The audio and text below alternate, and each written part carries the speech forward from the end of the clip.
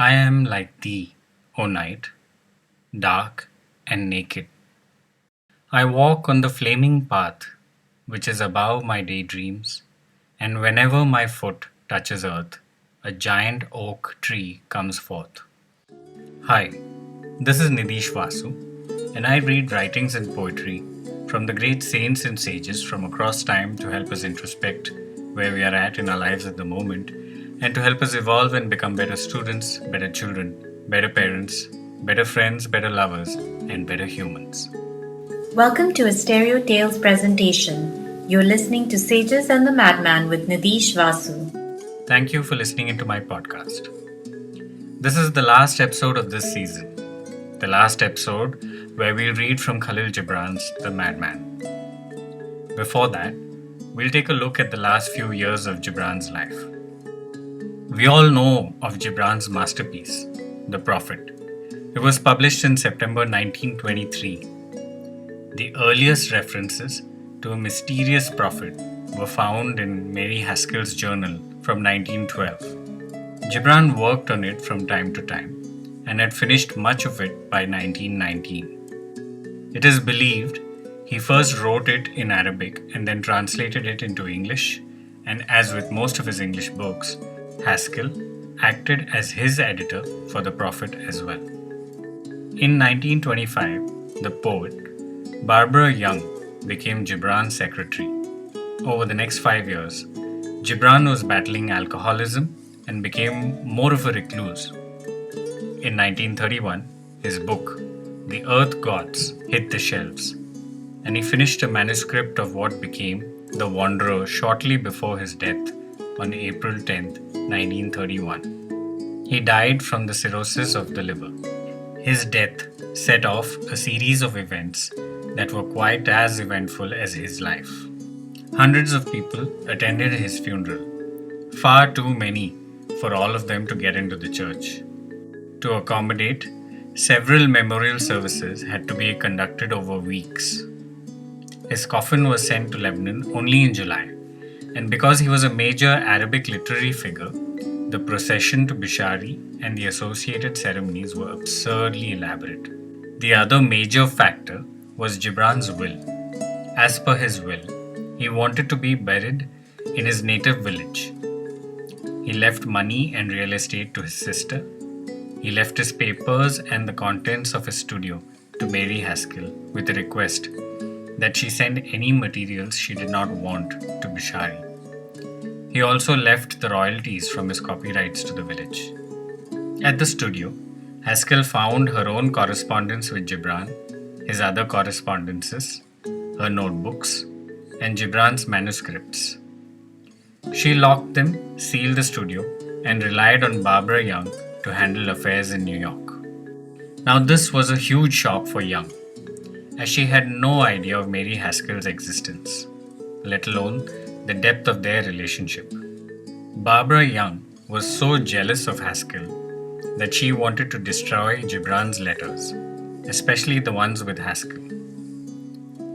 Mary managed to prevent her from doing so, but Young did destroy his other letters and correspondences. The most serious problem concerned Young's handling of Gibran's unpublished manuscripts.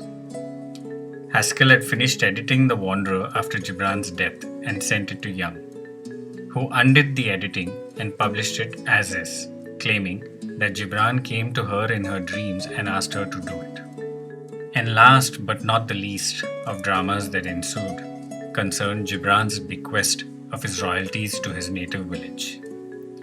Sales of Gibran's works were substantial, and because it wasn't clear how the village will distribute this money, it created massive issues for decades in Bishari, dividing families and leading to at least 2 murders. The Lebanese government finally had to step in to restore peace and deal with the corruption that was dissipating the funds. Gibran's body was interred in Bishari at the monastery, which was purchased by Mary Haskell and Mariana, which soon became a museum. In 1950, Haskell donated her personal collection of nearly 100 original works of art by Gibran, which is the largest public collection of Gibran's visual art in the country.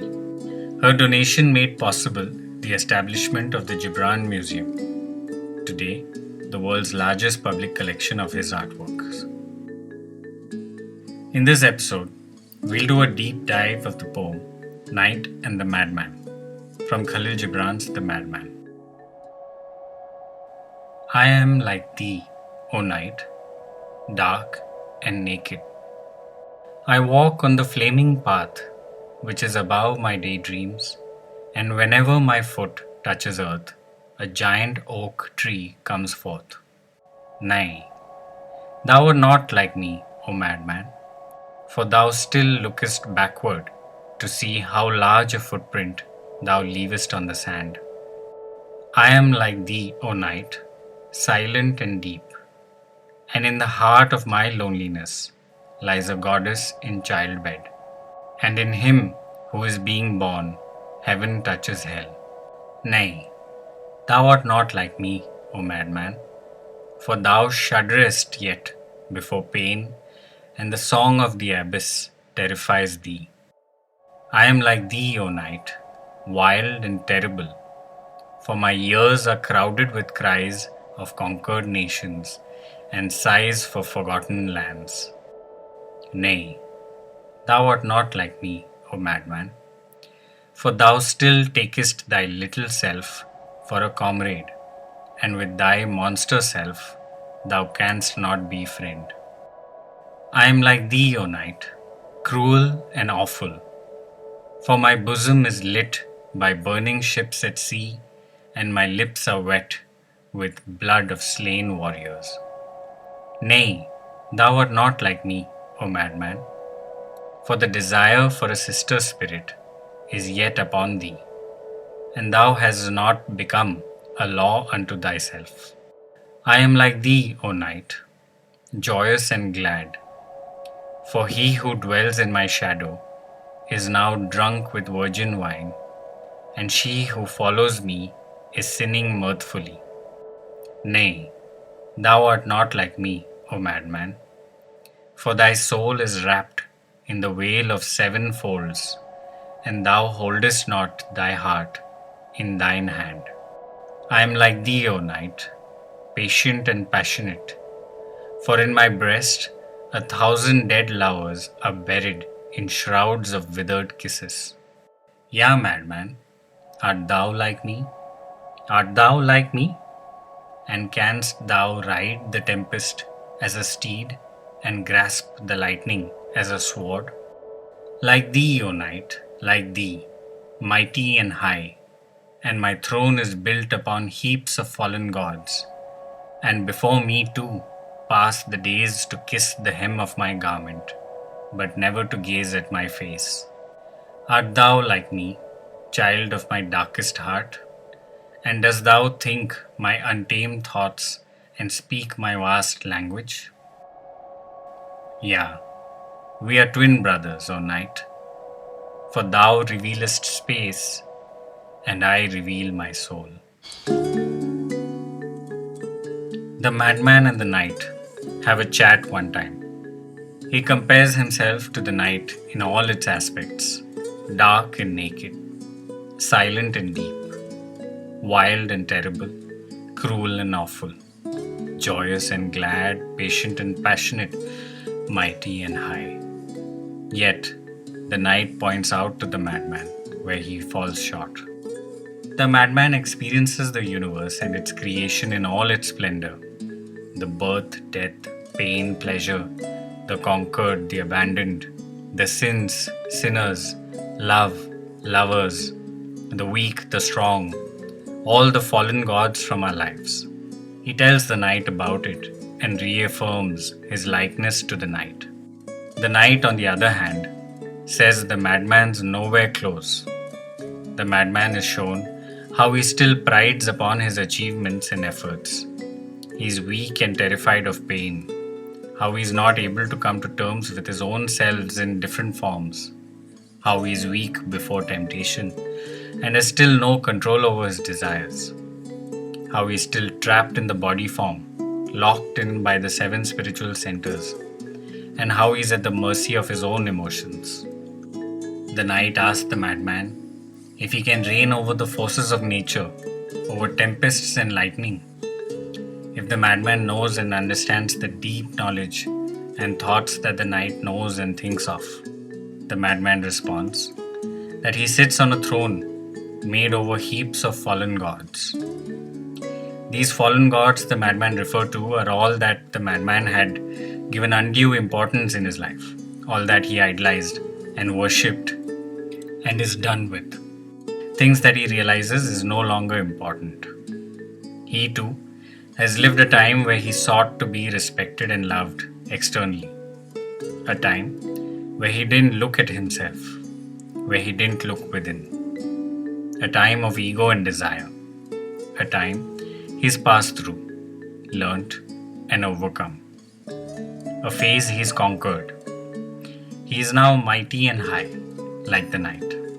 In closing, the madman says that the night reveals all that is external of itself, in the space outside, the ether where everything exists and takes form. The madman reveals all that is within, his deepest self, his soul. The deeper he looks within, the more expansive he finds his soul. Because the soul is a spark of the larger cosmic consciousness, which is eternal and endless. On this inner journey, he realizes that the external is a reflection of the internal, like twins, the same, yet different manifestations. Are you aware of how your inner and outer worlds are in sync? Are you on the journey the madman has undertaken to become like the knight, mighty and magnificent? Do you feel disillusioned by the triviality of the politics of the world, of the wars nations undertake against each other? Do you feel for those fallen to fulfill the egos of their leaders? Do you feel you have control over your desires, over temptations, of your physical needs? Or do they control you? Is your love transient or pure and everlasting? Are you terrified of the unknown? Are you spending time in meditation? Are you spending time to introspect if you've changed and transformed over time? Or are you like a leaf ravaged by the storms of life? I'd love to hear your take on this poem and how you've connected with the knight and the madman, or if you find parallels in your life. Thank you for listening in to this last episode on Khalil Gibran's The Madman. We'll be back next week with a new season, reading and working with the works of another sage. Please take some time out to actively be kind to yourself, to love yourself, to forgive yourself, and to be grateful to yourself for having come so far. Please send out love to the whole world so that we may all transform in love during this time of great transition. If you've enjoyed listening to this podcast, please hit subscribe and make sure you share the link with others who'd enjoy the experience. We'd love to hear from you. You can reach us at themadman@stereotales.com with your thoughts, suggestions, questions, ideas, and more. Please also write in if you'd like to partner with us or if you'd like to feature us on your blog or newsletter. Don't forget to rate our podcast. Thank you for listening and for all your support. You've been listening to a Stereo Tales presentation.